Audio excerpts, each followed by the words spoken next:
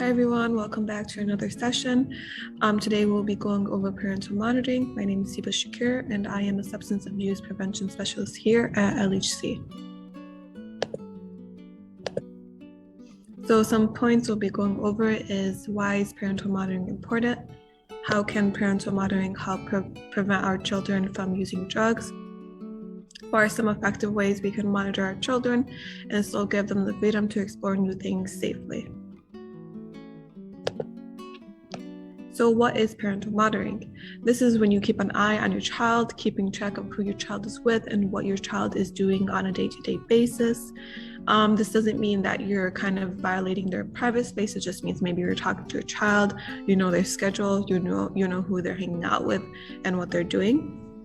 Monitoring is a skill that incorporates good family communication and discipline. So why should we monitor? It helps our kids stay safe. You can keep your child safe by knowing the details of their lives, knowing where your children are, who their friends are, whether their friends' parents share your values. It's not about violating your child's privacy. Once again, it's about creating safe boundaries for your child. So how far should you take parental monitoring? First, set guidelines about what is allowed with your child. So maybe you can sit down and have a meeting with your child and you can communicate what you would like to do and what they would like to do and meet in the middle. So maybe they're not comfortable with you looking through their phone. You would say, okay, you're not comfortable with that. I'm not going to do that. I do want to have a schedule with you. So I want to know where you're at. And maybe you can text me once you reach a destination just so I know you're safe. It really depends on you and your child. You can have daily discussions to make sure that the child is staying away from trouble as well. With a child that gets into a lot of trouble, monitoring may look a little bit different. It may look like a bit of stricter curfew, stricter rules for them, not letting them hang out with certain friends. And not letting them hang out with certain friends isn't punishment. It just means maybe they're hanging out with someone who might be a bad influence, or she or he. So what we do is we can't control what they do in a school setting. So we'll say after school, they can't see them. Weekends, they can't see them just because they're a bad influence right now. And maybe you can talk to your child and how they feel about that as well. Making sure that all after school activities have adult supervision is really important. Last case scenario is going to counseling with maybe a problem child a little bit, so that you guys maybe are having issues with communication, so counseling would be needed. Remember, it isn't enough to come up with monitoring guidelines. We also have to communicate and enforce them. And what this quote is saying is you may have decided a couple rules in your head, or you may have written them down and you told your child, okay, this is going to happen. But then when it really comes down to it, you don't even follow the rules or guidelines you put in place for your child. So it's just really important to be able to communicate with your child and also be able to enforce the rules you guys have as a family. So there's a couple important things we have to remember. We all have different monitoring styles. We're not here to shame anyone who might want to do a little bit extra, or anyone who might want to do a little bit less, as long as it's safe for the child and safe for yourself as well. We all have different ways of dealing with stuff. We all have different ways of being a family, and that's completely okay. Effective monitoring requires good communication with our children, coaches, religious or community mentors, and parents of their friends. There's a saying that goes around and says it takes a village to raise a child. With that in mind, most of the time, it's not just us raising our children. We have coaches, we have mosques, religious community mentors, and we have family friends, maybe family, extended family themselves who are helping raise our children. And that just means we have to have good communication with all of them as well as our children. Too much or too little monitoring can be harmful to communicate or trust. So let's go over strict and easy parents, and we'll start with parents who are very easy. Parents who are too strict or too easy don't normally do well keeping their children away from high risk behaviors. And this goes from both ends of the spectrum. If you're too strict, your child's going to want to go ahead and do whatever they want because they feel like you're doing a bit too much. If you're too maybe loose with your guidelines and rules for your children, they're not going to know what's acceptable versus unacceptable. So they'll always be testing the limits. You need to think of what kind of person your child is and what kind of parent you are, then set simple rules that everyone understands. With this in mind, your child is an individual who has their own thoughts and feelings and own personality. So they're going to have their own ideas about what rules they want to follow and what rules they don't want to follow. But at the same time, you are a parent, and you also need to think about what kind of parent you want to be as well. So when you think about what kind of rules and guidelines you want to put towards your child, there's a couple questions you can ask yourself and some things to consider when deciding how much monitoring is needed. First, is your child a risk taker? How do you feel about risk taking? Does your child usually make good decisions? Do you communicate well with your child? What is your community, neighborhood / environment like? What school do they go to? Who are their friends? These are just basic questions to kind of understand. Maybe some rules would apply to certain children and other rules wouldn't apply to other children. And it's not to be unfair or discriminate between children. It's just because environment does play a role.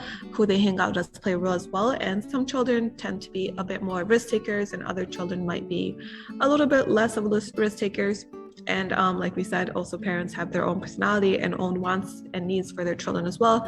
So some parents may think it's okay for a child to be a risk taker, which it is, and some parents may be a little bit more scared of that. So it really does depend on the parent and the child themselves. Some examples of monitoring include knowing who your child is spending time with and what he or she is doing, knowing the parents of your child's friends. This is just in case something does happen and you're not aware. So let's say your child is saying they're going over a sleepover to a friend's house. You can always call the parents and ask if the sleepover is happening, just so you're sure where your child is and that it's a safer environment for them, and so you don't have to worry as much. Knowing who your child is spending time with is also important because environment does play a factor in risk-taking and decisions your child may make. And knowing what he or she is doing is just to make sure that they're safe. All of our rules and monitoring is just to make sure our children are making the right decisions and that they're safe and they're not putting themselves in harm's way.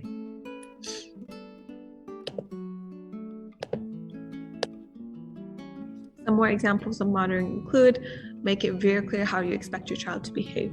Set rules for use of TV, video games, internet, music, etc. Make time for discussing everyday activities. And when you set rules, you want to make sure you're kind of understanding your child and that you guys have a good communication and good trust system already in place, because otherwise it would just seem unfair to them for you to say, okay, no TV for this week or no video games for this week. But if you are close to your child and you guys kind of understand each other, they'll reason with you. So maybe they have an upcoming test coming up and you don't want them to use video games for a little bit just so that they can focus on studying. They'll be able to understand, versus maybe you guys don't have good communication styles and you just say randomly, no video games. Like we said, communication and trust is everything when it comes to parents and children. Some points to take away from what we just went over is there are many different things we can do to monitor our children. Monitoring is important because it helps keep our children safe by assuring that we are aware and knowledgeable about what's going on in their lives. This isn't about violating your child's privacy or impeding their natural urge to try new things. It is about creating safe boundaries for the kind of explorations that are necessary for being a healthy adolescent and becoming a healthy adult. Like we said earlier, we're not trying to control our children or make our children feel like they're in prison.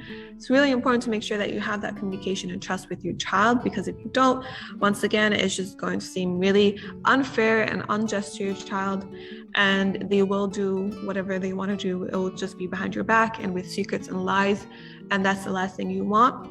You want to make your house and yourself a safe space for your child so that they don't have to learn things the hard way.